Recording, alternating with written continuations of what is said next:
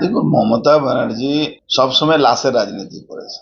মমতা ব্যানার্জি প্রথমে কি বলল, এসআইআর হলে আগুন জ্বলবে, এসআইআর হলে লন্ডভন্ড হয়ে যাবে, এসআইআর হলে অমুক করে দেবো, তমুক করে দেবো, 1 লাখ লোককে নিয়ে ঘেরাও করব, ইলেকশন কমিশনকে ঘেরাও করব। এবার এসআইআর হয়ে গেছে, সকালবেলা স্পোক্স পারসন বলছে কোনো গন্ডগোলে যাব না, হঠাৎ একজন মারা গেল, ওই আবার চোর নান্টু, লাশ চোর নান্টু, অভয়া বডি, ডেড বডি চোর নান্টু, আবার ওই যে চেয়ারম্যান সোমনাথ, আর পিছে পার্থ ভৌমিক আছে আপনি জানেন, এই নাটকবাজ, এদের কাজটাই হলো ওই হুজুর বলেছে গুলাম লাফালাফি শুরু করে দিয়ে কোনো একটা লাশ খুঁজতে হবে, খুঁজতে খুঁজতে একটা লাশ পেয়ে গেল। সুসাইড নোট, সুসাইড নোট কে দেখেছে? সুসাইড নোট, সুসাইড নোট কোথায়? মমতা ব্যানার্জি দেখেছেন? মমতা ব্যানার্জি দেখার অধিকার আছে না? এই লাশ চোর নান্টুর দেখার অধিকার আছে না? ওই লাশ পোড়ানো, ডেড বডি পোড়ানো ওই সোমনাথের দেখার অধিকার আছে না? পার্থ, এই নাটকবাজ পার্থ দেখার অধিকার আছে?